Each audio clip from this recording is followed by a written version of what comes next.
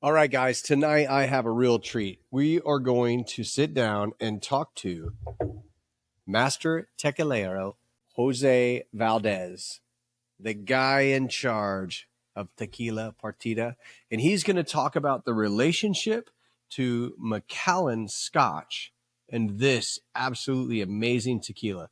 He's going to talk about their whole process, his story of how he got into tequila, and what the magic is behind making this great brand. So stick around. I think you'll love it.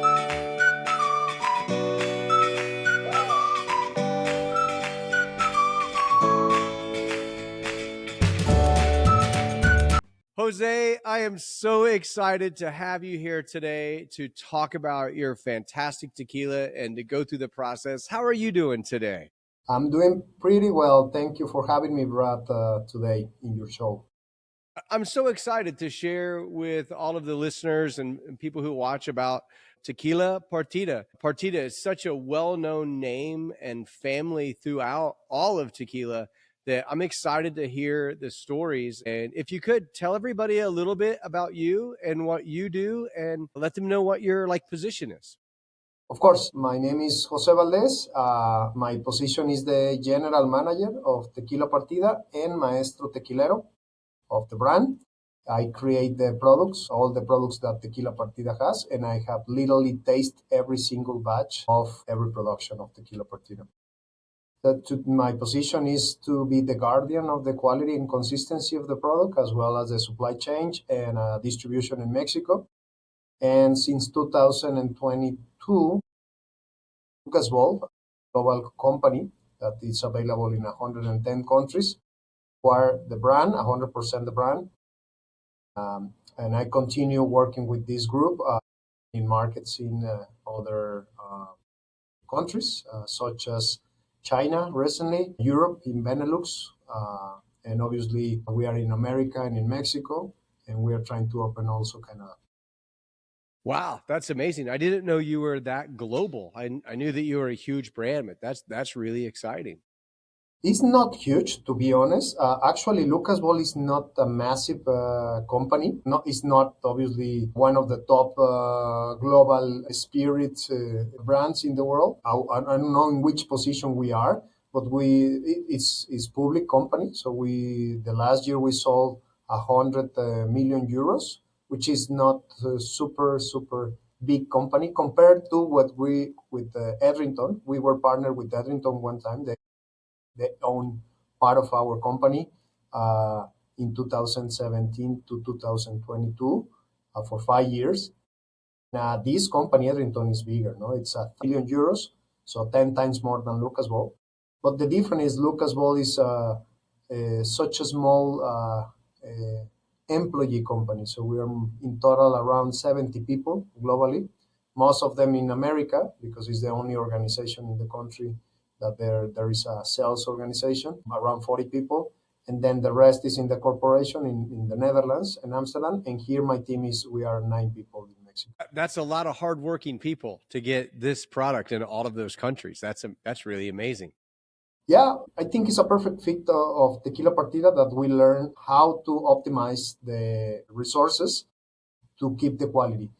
So instead of running our distillery, that at the very early stage we did that, we rent the distillery of La Familia Partida in Casa, and we became our own producer, Casa Partida, official producer in those years, 07, 08, a couple of years that we became our own producer. And suddenly we noticed that the business of running a distillery is different than running a brand. Running a distillery is it's like an airplane. You have to keep it flying all the time if you want to be productive. And whether it's your brand or is other brands or any production for, in distilleries, you can produce bulk tequila for other distilleries. It's allowed by the law, and many distilleries don't run the distillery 100% all the time to save the cost, no? So we decided to move to another distillery in tequila after, let's say, 3 years of the early stage from 2005 to 2008, 9. Then we started since that year with another distillery that they produce, but we have our team in the distillery, and we supervise and control every step of the production to control the quality and consistency. Tell everybody a little bit about your journey in tequila. How did you end up in the tequila business? Well, I think has been 20 years when I get involved in the tequila. I study engineer in a local university in Guadalajara, and I was always fascinated about the spirits and especially tequila because it's a product that cannot be produced out of certain territory in Mexico and that represent Mexico. So I have a trip outside of Mexico and learned that not many good tequilas were available in many countries. Even in the US in those years, only, let's say, two premium brands. No, in those years it was only Patron and Don Julio, but no more options. No, and you walk into a liquor store nowadays, 20 years ago, you see all the additive-frees, all the celebrity, all the corporation, and you have like value tequila, like premium, like super premium, ultra premium. And I think the founder, the main investor of Partida, saw that vision, Gary Shansby, and he said, I think it's a good opportunity to build a premium brand different than the current couple brands that are in America and non-brand in Europe, non-brand in Asia. So that was the vision and the early idea of making tequila. So did you grow up around tequila and the industry as a child? Correct. Well, I was in my 22 when I started getting interested in the tequila industry and start visiting distilleries and learning about tasting and taking courses. But officially, it was until 2005 when I have a couple of years graduated as an engineer, and I met Gary and I met Sofia Partida, and both have this project to create this high quality tequila, no additives since day one, no shortcuts to represent the good tequila from the valley. And and yeah, I didn't know anything technical about the tequila in those years. So I learned the first way I learned was doing practicing. It is very costly because every batch of tequila production is a lot of agave, a lot of energy, a lot of process. But I was super lucky that I met my mentor, a guy that worked for a big brand of tequila for 40, 45 years. And he retired from this company. And after the non-competing years, he was able to be an advisor. And he was my personal coach and advisor, how to learn about the tequila, but more importantly, how to manage the process and the team to run a distillery. And I think I learned from him. I also learned, I took courses available, all the courses available in those years. I took the CRT multiple courses with different universities, with the ITESO, related to the exportation of tequila. Then I took the Diplomado en Técnico Tequilero, which is a Tequilero Technical, which were the basis to make a master in Maestro Tequilero with the University Autonomous of Guadalajara and the CRTA. So I took that course as well. I took another seminar with Jaime Villalobos' father, no Jaime Villalobos, no Jimmy. His father, he's very well known in the industry because he knows a lot and he educates you about the history, about the not too technical, but I would say more of the background and the, history of the Mayahuel and the mezcal and the tequila and all the agave spirit. And yeah, a lot of, it was very fun. Also with Ana Maria Romero, I took several courses. Ana Maria Romero wrote this book that is called Los Aromas del Tequila, Tequila Aromas. And she also is an advisor for many brands and Maestra Tequilera for many brands. I think the one that I recall, the last one is Mijenta and General Gordostiet or something like that. So she is very involved. So I took courses literally in those years at the very stage with all the available people because in those years it was very difficult to get the information and courses. Like nowadays, it's very easy after COVID and all the AI and the social media and the cell phones. 20 years ago, No, everything was very like old fashioned, and the industry was very jealous. So the maestros tequileros, it was very old, and they don't want to share anything. He was very jealous because I don't blame them because they pay their life working in a, let's say in fermentation. So all the research and practica they put in place, it was literally their knowledge, their part of their, of their experience. And sometimes they don't want to share. So when I hired this guy, his name is Benjamin. So Benjamin shared to me, well, like a lot of things, but more importantly, a methodology to learn, a methodology of continuous improvement and listen the team and follow the numbers and be more scientific rather than romantic and feelings. So, as a master distiller, what is your favorite part of the process? I believe I personally enjoy eating the cook agave. Yeah. That's what I enjoy most. And also, I noticed when I tasting with Francisco, which is the quality manager of the distillery, and sometimes other guys of the distilleries, we taste. And that's when we listen others and say, "What do you think about the profile of this cook agave?" What I enjoy most is that, but also that is a specific point. What I enjoy is to see the whole picture. Like, okay, this batch is gonna be, let's say, uh, 5,000 cases, which is 20,000 liters. So how much agave we need? Okay, we need 100 tons of agaves. Okay, so that's 5 trucks. Where can we find? Okay, so the scouting of the agave takes us a lot of time because we are extremely picky, if you will, no, very strict in the quality and the consistency. It was tough last year and the last 3 years because the shortage of the agave. Right now is not that tough because obviously there are more options of agave supplier. We don't own agave, so we go normally with brokers and with the distillery also they have their own brokers. But we need to approve the quality of the agave. So we, Francisco and I, need to make sure that the agave that is in the paper, in the guia, as we call the CRT, is really the year that represent visually. So we prove what the paper is saying that is actually that the plant represent that quality, that age, and then we measure the sugar. Watching the whole process from the scouting of the agave, then everyday harvesting, we have the rule of 24 hours of harvesting and start the cooking after less than 24 hours to capture the freshness of the agave and then do a slow cooking, like 24 hours in autoclave, less than 90 Celsius degree. Normally, it's higher pressure, higher temperature, and a shorter period of time, like 6, 7 hours. We do it in 24 hours, normally 16 hours to 18 hours of steam. Then the rest of the night is without the steam but close. Then in the morning, guys, at 7 a.m., open the autoclaves and start the milling. Then the water that we use in the milling is what we call volcanic water because it's a well around 100 meters the depth.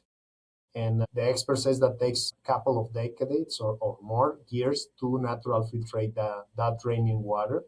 So we extract that water, we mill that, we extract the juices with that water, using that water.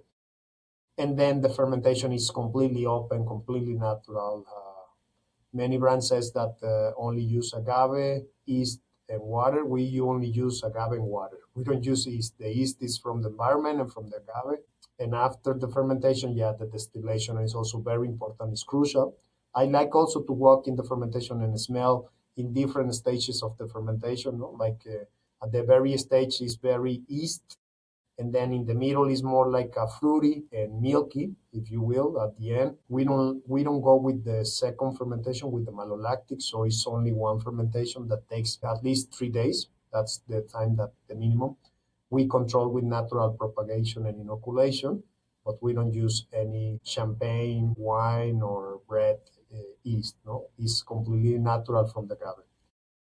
And yeah, the distillation is crucial because we measure the methanol and the superior alcohol from the first batch we call parada. So the first parada, we take the sample of the, let's say, we produce 1,200 liters in the first batch.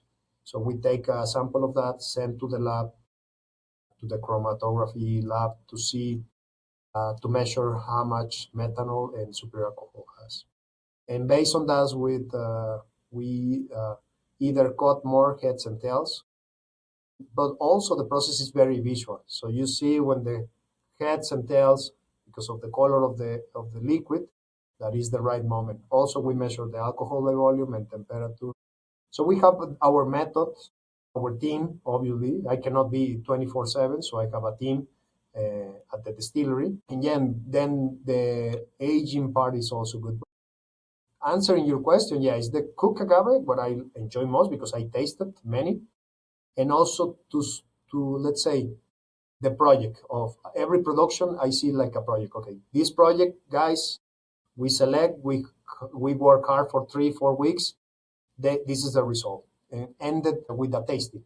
So everyone tastes and say, hey, this batch is amazing, or this batch is not super. It was better the agave than what I expect in the liquid. We are very tough, and very critical, and try to be objective with the blind tasting as well. So I enjoy that process that involve the people and see the result of hard work and the perfection. Obviously, there's not perfection. I mean, there's no perfect product, but in a perfection process every batch. So right now we have produced more than 250 batches in 20 years. And like I said, I have tried and I have lead, thank God, every single production and bottling batch. Wow, that's awesome.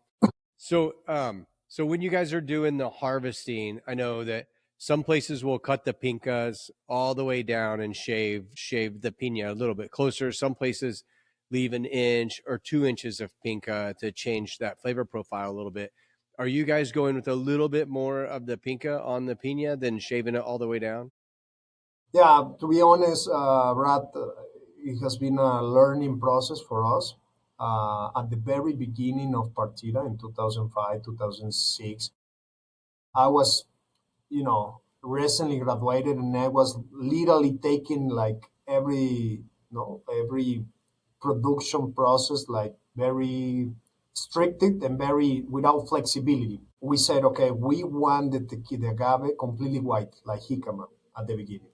But then we realized that if we have longer leaves, we're gonna have a little more different profile, no? Like different, more herbal, more mineral, more different profile at the end. And if we leave like long leaves, it's gonna be a problem. The problem is the methanol because less sugar is in the leaves, so that generate methanols in the fermentation. And also the flavor is a little bitter tequila than the sweeter, because the sweeter part is in the center of the plant. So we decided to do like a policy, general policy, that is no longer than 2 centimeters, which is 1 inch, not 2 inches, is 1 inch. So we don't want completely white. So we go back and say, no, we made a mistake. Instead of making completely white at the beginning, which is good, but is lack of personality and flavor in my mind. No? So we want more leaves, but not too much leaves, like no longer than 1 inch or 2 centimeters. I kind of wondered because I do pick up a little more of a clean freshness of agave, where some tequilas it's all just that cooked agave, and then some tequilas you get that herbal and that vegetal cleanness that where you can kind of taste like a. I always say it's like when you just crack open a celery stick, and you can smell that celery and it's really bright. That I get that bright taste in your flavor, so that's why I wondered if there was a little more pinka on there because I get a really good vegetal clean taste out of that. I really like it. That's the purpose actually, Brad, to have a tequila partida blanco that represent the fresh agave. The protagonist here is the fresh agave. Obviously, you cook the agave and that tastes like a caramel, no? or sweet potato, which is super nice. It's sweet. Yeah. But the green part, that the experience of being in agave field. I bet you've been in agave field. So when you harvest, when the jimador harvest, that smell that like recently cut the leaves, that freshness we want to be in every sip of tequila. Yeah, I completely pick that up that's one of the things when I very first tried your brand. I was like, wow, I get such a clean, fresh agave flavor. So from there, are you doing low pressure autoclave and then using a roller mill for your extraction process? Correct. We use the roller mirror. We don't use Tahona.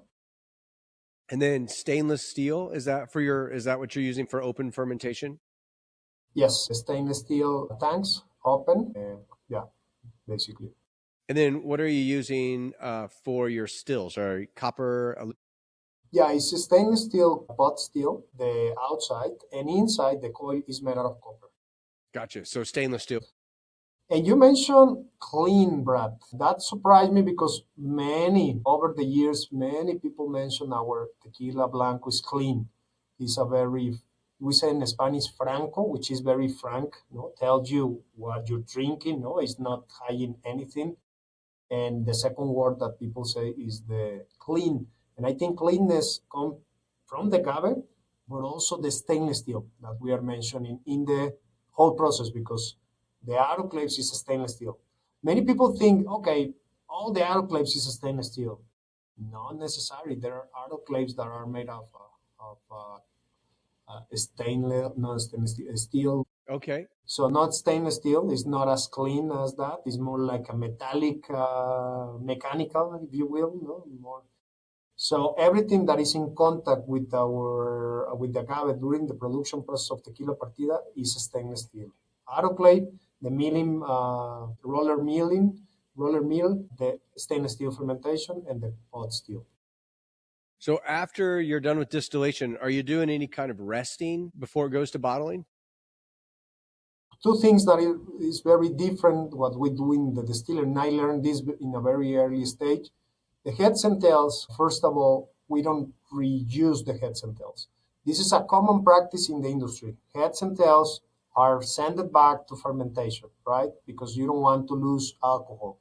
But I do believe that if you send the heads and tails back to the process, you're not discharging what you think is not good for the product. So you basically are putting back and trying to separate again at the end, but you're not really separating. Actually, distillation is separation. That's the definition of the distillation. So what we do is we don't reuse heads and tails. What we do basically is to separate both in the destrozamiento, which is the first distillation, and rectificación in the second distillation. We separate both heads and tails, and those are treated separately to distill, and is used for the distillery for other products. Not the same quality of Partida, not the premium. Is not puro corazon, as we said. No, the puro corazon is the heart of the distillation. And once the distillation is done, we put the tequila in, we filter, not activated carbon, just filter a cellulose filter, just to retain, to clean the tequila. And we leave it in a stainless steel for 1 month without movement. 1 month. Because we believe in the stabilization in that moment. Then we have another stabilization when we put the water. When we measure, when we did cut to the proof or the alcohol by volume, we again we leave it at least 1 month in a stainless steel without movement. It's amazing how we've taken a plant from the ground and within a couple of days of harvesting it, we've turned it into this crazy awesome liquid. And to have it rest and let those molecules figure out what they are again, I think that's important. I think a lot of great tequila is rested like that. Yeah, So our process takes from the agave to be distilled around 7 to 10 days, but to be in the bottle is a little longer because the stabilization process. sure. Now, is this the Blanco the same tequila that's going in your repo and your añejo? Correct. So for us, it's crucial to make a super good blanco. Every batch of blanco, we put all of our effort to choose the best agave and then to accompany to monitor all the process until we have the base, which is blanco at 55, and we have two options: to bottle as blanco, then we put the water, or start the aging process to become reposado, añejo, or extra añejo. So for your regular añejo, extra añejo, and reposado, what are you aging that tequila in? Like your standards? Yeah, well, again, Brad, has changed over the year. Everything has changed because, for instance, the agave, 20 years ago, our average agave age was 9 years. That means that we have agaves of 10 or 11 years and agave of 7 and 8 years. No, but average it was 9 years. Nowadays, it's impossible to get an agave of those years, of that age. No, and the same with the aging. I think the quality of the bourbon barrels has changed. I'm not saying that it's bad, has changed. I think the extraction of the bourbon in the barrels has changed, and therefore the extraction and the natural coloring extraction of the Blanco from the barrel is taking a little longer and is weaker in color and in flavor than 20 years ago. 20 years ago, we aged Reposado 6 months, exactly 6 months, and we have like an amazing color. No? Nowadays, we have to wait a year, and it's not even 80% of the color that we get of 6 months. No, so what we do is to blend sometimes with Solera, an extra añejo, that a barrel that has more than 6 years, and we put liquid of that to increase in a natural way the color. Or we don't care and we say, okay, this batch is gonna be a little lower, and it's okay. For years we try to match all the color all the time in a natural way, but I would say I think in the last few years we said, okay, it is what it is, and uh, we cannot control that. And even we got for more than a year in the reposado, we're not gonna gain the same color that we used to, because the barrel cannot give you that to the tequila. Sure, it's kind of giving up a little bit. Are you using American oak for your normal barrel process? Yes, American oak, medium toast, charge I think is for 200 liters, used with bourbon, normally 3 years. We like to work with bourbon brands that has a high content of corn, like mash bill with 80% corn, like Jack Daniels, and that's what we like to use. But we are not with only one brand. We use uh, several brands: Jim Beam, Heavenly Hill, Knob Creek, Four Roses, many other brands we have used over the years. But yeah, that's what we're trying to get, like a sweet bourbon, no, 80%, at least 80% corn. Very good. Okay, so I would love to know about this little logo here Yeah, that's hooked to the bottles and then on the top of the Roblofino. So can you tell me a little bit about that? of course, we call the spirit bird, and it's is the marriage between the traditional Mexican history with the modernity. There is a story that we we have this story that we created about our logo, that is a religion story. Sorry. That the goddess like Mayahuel, give us the tequila, give us the agave, but we didn't know as humans how to make the spirit. So they sent a messenger, and it's the spirit bird. It was an eagle that discovered the nectar of the agave and bring that nectar to the people, to the village, and people discovered that nectar fermented, and they, regular people, worker people that suffered, everyone suffered in certain way, have a pain relief in a natural way of this agave nectar, which is related also with the Mexican story that, the goddess, the indigenous goddess, no, we see Huitzilopochtli, and yeah, it was a plant, and this plant was burned with the thunder, and it was cooked.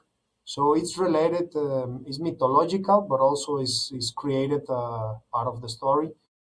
And if you ever go to Mexico City to the Anthropologist History Museum, you're gonna find a lot of stone animals, like jaguars and also eagles.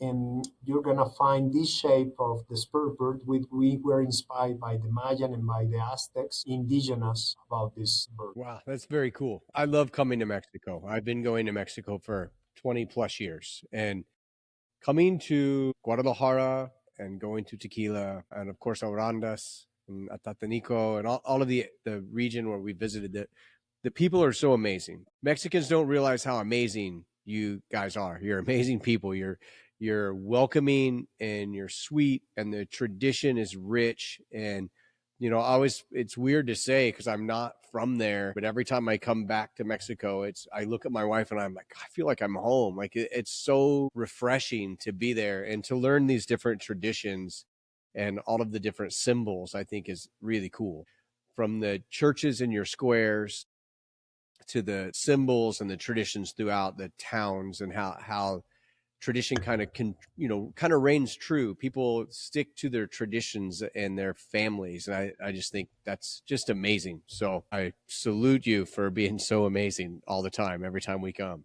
Thank you, Brad. I think you're absolutely right, and sometimes we don't realize how lucky we are with tradition, history, products, and hospitality. I would say vocation or call that we have in our genes, because until you go outside and you see other culture that they appreciate your culture more than you, that's when you realize that wow, there's people or Mexican people that go and live outside and they miss this. No, there we have all relatives living in LA or in Chicago, in New York, in Florida.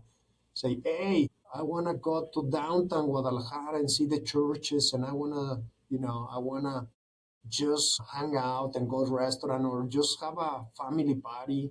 And you say, because we don't have this, I don't have friends that have this kind of celebration and this Dia de los Muertos and this family gathering and these weddings and these churches event and religious and this product, no, and this welcome that you can be welcome. I have been lucky to live in 3 cities in Mexico, and every city is the same. People is very open, no? In some places more than other, but in general, people is very open, no? Very friendly. It's part of amazing of what I have been in this industry for so many years, and I expect to be more years because you share happiness, basically, no experience with all the brands of tequila, especially if it's brands that you put effort to do additive free, not because it's a slogan or a marketing slogan, because it took you more to make this tequila. It took you more time, more resources, more effort, and people are appreciating this the moment they're drinking and the day after, no,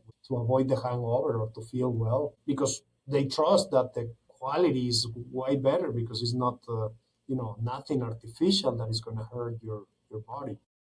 But yeah, thank you for the compliment. I every time that I receive this compliment, it's like, yeah, I feel very proud of being Mexican, and I'm thanking enough the tourist people that come and help us to build this industry.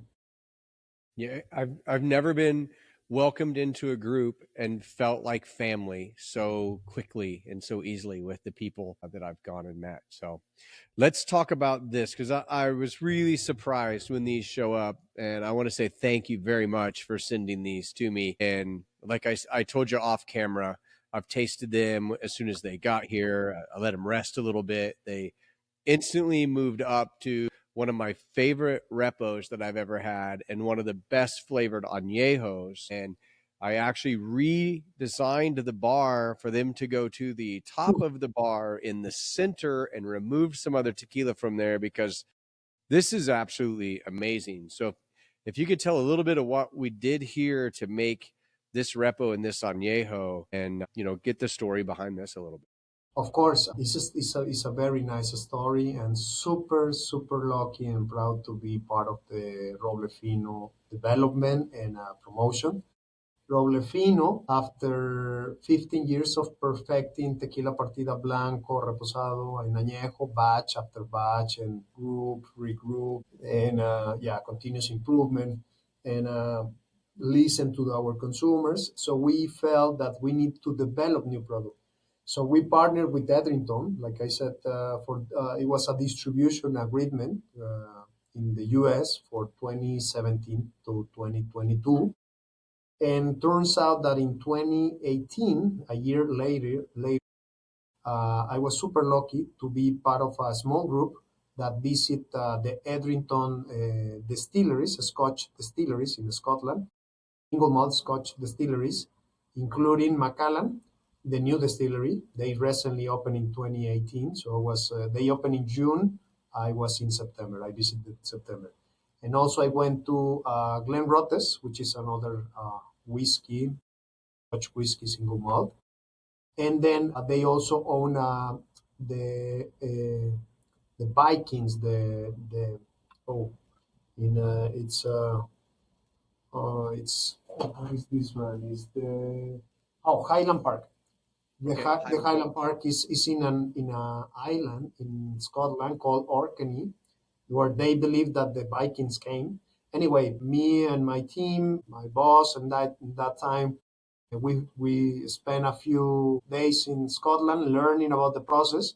And after this trip, I said to the Edmonton team, no, they have a operation in America and also in the Scotland. So I have a meeting with all of them and say, hey guys, I'm super fascinated. Thank you. I can not thank enough to be in these distilleries and to learn from the master distillers, the master of wood, and the whiskey blenders, no, the three expert in the process.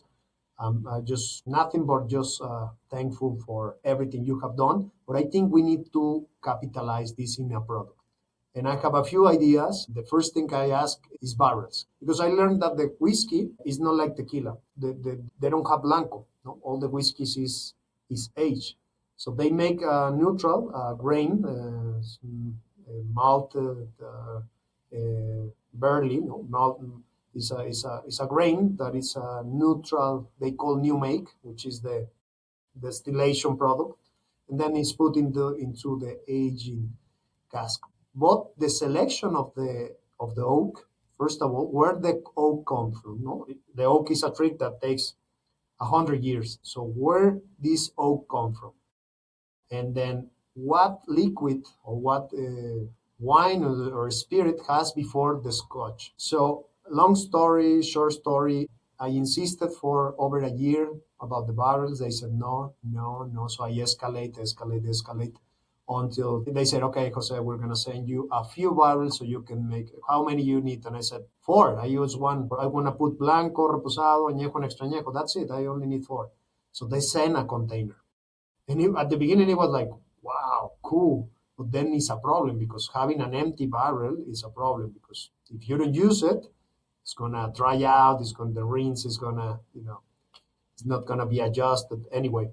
So we over 1 year we experimented. I put it in different barrels: Blanco, Reposado, Añejo, and Extra Añejo. The Blanco didn't go well. I think it was the Blanco is very aggressive in destruction, and most of the Scotch whiskey use sherry, Oloroso sherry, and it was full of sherry, and it was like an agave sherry, but not the oak. So I don't know. It was not, and it was not only my opinion. I have a panel tasting here in Guadalajara and also at the distillery, so both in the offices and in the distillery. And no, Blanco, we said no. Reposado, every week, literally every week, we took a sample. The CRT were crazy. They were saying, "You're crazy. You're asking us to open," because in those months, the verificador, the guy that come to the distillery, has uh, to to to break the seal, the paper seal, and put it again. No, so every week we ask, and he broke it. So we have, and we said, this is an experiment. We are learning. So we measure color and do tasting. And after 1 month, it was like, no, it has no personalities. It's not tequila. It's not whiskey. It's not sherry. But then after 2 months, using the reposado as a base, it was amazing. It was, and we tasted at 55% direct from the barrel. So I said, okay, let's take the liquid out and then let's decide the alcohol by volume, putting 40, 41, 42, 43, up to 50. And we did that exercise several times until I decided to be 43 based on what I listened to the majority of people and my personal taste. And yeah, that was the result of the Roblofino Reposado.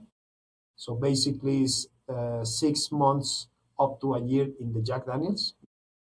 And then after that, take the liquid out and put it in the Oloroso sherry. These European oaks are this oak from Galicia, which is a region in Spain, in the north of Spain. That's where the tree grows. They create the cask in Jerez, which is the sherry area in and then they put Oloroso sherry. There are multiple sherries like Amontillado, Pedro Jimenez, but there is one in particular called Oloroso sherry, and that one is very sweet and very nice sherry. So they put it 3 years and then sent to the Macallan distillery, put the Macallan 24 years, two passes of 12 years, make a Macallan 12 twice. And then those barrels were sent to Tequila, and we put this reposado. So as you can see, the complexity. So we have agave, we have different worlds, no? We have Mexico, USA because of the bourbon. We have Spain because of the sherry and the oak, and we have Scotland, no, because of the single malt. So it's a tequila that is super complex, and that's the reason I decided to elevate the experience to 43%. It's amazing. I'll do reviews on them later in the next couple of weeks and kind of talk about each one and the flavors in each one. But there's a great oakiness, there's a great agave flavor, but the fruitiness that's in these and the amount of dried fruit and fresh fruit that you get in the flavor is just, it is unbelievable. Like I've heard they were great, and then I opened them and tasted them, and I was like, okay, nobody has talked about how great these really are. And I had a couple of buddies that said, I've kind of seen those, and they weren't really on my radar, but they are now. And I was like, no, they should be. They're absolutely top shelf amazing. And I So recommend Brad to taste in different moment with different glasses, with different temperature. And also if you want to do with ice cube, like an old fashioned, and then in the sniffers, the whiskey sniffers, and then the tequila riddle, and then in the cognac, and then in different, so you can actually, you're going to taste the different. kind of like opening up a scotch with a little ice cube or a little scotch and water, how it changes the profile. So it changes the profile here too, Totally. in a good way. In a good way. And depends on your preference, you're going to choose which one of all the options is your favorite. Well, it's amazing. And again, I want to say thank you, from the bottom of my heart for sending these to me. I really appreciate it. Let anything new coming out that people don't know about yet that you can kind of spill the beans here? Is there any new products in the works or any new neat stuff coming out? Yeah, actually, we have a very exclusive program called Single Barrel that we launched with the Añejo, but now we're launching the single barrel for Roblofino. So we have already a few customers that say, okay, we want our own barrel. They're going to select the Añejo barrel and we're going to put in the sherry cask. And it's going to be hand customized, the label, with the name of the account or the name. We have groups like New York, New Jersey Agave Club. These guys are from and they acquire not like Roblofino, but they acquire a single barrel. We have another from South Carolina, a liquor store that want their own Roblofino. No? And we have Sip Tequila from Florida, from Stuart, Florida. They want their single barrel. And we have multiple clients with the Añejo, but nowadays we're launching the Roblofino. That's I would say, the newest program, if you will. Well, you just took out my whole tequila budget right there with one conversation. My wife is not going to like you anymore. And let me tell you something, Brad. We believe that is a very just price point of Roblofino. Why is that? Because the packaging and also the liquid. The packaging is a crystal hand polished bottle that only the bottle, because has engraved the Roblofino, which means fine oak, by Tequila Partida. That is real Mexican silver ink. No kidding. Oh, no, no kidding. Wow. That's real silver ink. And the cork, yeah, bringing the bird back to the cork, and the cork is solid and big, and I mean the. So I have a question: how come the repo goes to here and the añejo goes to here? It looks like there's more añejo in the repo. it's because the production process of the glass is different. It's a semi-automatic process, and sometimes the bottom is taller or thicker, if you will, and some Okay, of them are slimmer. they're beautiful. Yeah, and I forget to mention, we have three Roblefinos. I sent you the Reposado and the Añejo. It's using the base of our Añejo, which is 2 years, almost 2 years of aging in the Jack Daniels. And then it's finished 5 months in the Macallan casks. So we have more intense, and it's 45% alcohol. So my point regarding the fair price, retail price, is because if you go outside and see in the shelf different tequilas, that the packaging is not even close to this, or the liquid with this kind of exclusivity of cask, double angel share, no, or double aging losses. Yeah, we are in a 40, $150 the bottle. You can find sometimes in 120. It's super pretty fair price considering yeah, like competitive set with other competitors, but also considering the cost of goods sold, no, the cost of producing this glass, this cap that is super solid metal, and all the details. The label is, it has my name on the label. It has the batch number per, so it's very exclusive, very limited. And aging in a barrel that has some of the most exclusive scotch on the planet. I mean, I think there's Macallan bottles that sell for $25,000 and $30,000. I do see pretty bottles on shelves. I tell people all the time that's a $200 bottle with $5 tequila in it. Don't drink it unless you like it. I am a drink what you like, but yeah, this is a $300 tequila in a beautiful bottle for $150 of this. Correct. I mean, You there's define no. absolutely correct. Yeah, this is amazing. This is one that I can't wait to share with people when they come over. And like I said, I can't wait to do the reviews and actually talk about it. Sometimes in the interview we taste through it, but I want to do a whole video on just tasting through these because they are so good, and all of your tequila is good. So let me ask you. I got a wrap up question that I'd love to ask this question because I love hearing the answers. So you've had this great journey into tequila. You've spent all of these years refining an amazing product.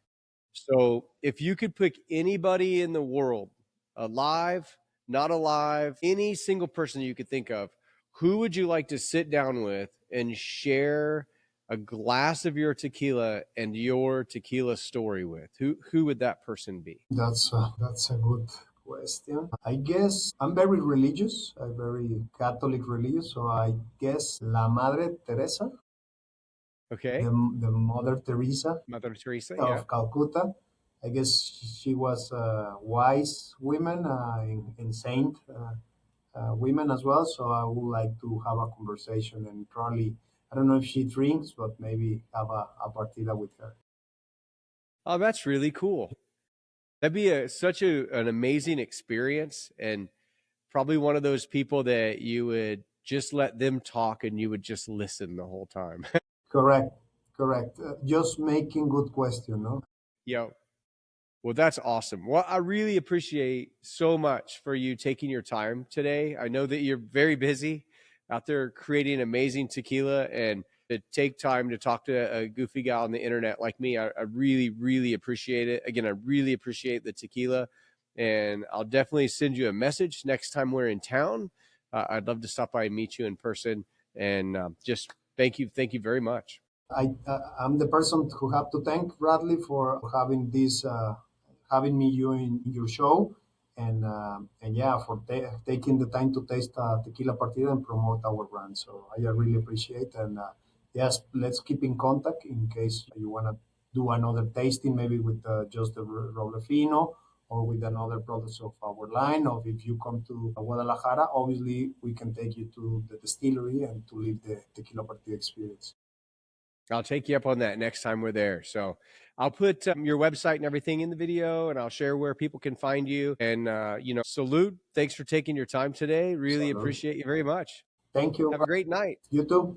See you. Thank you.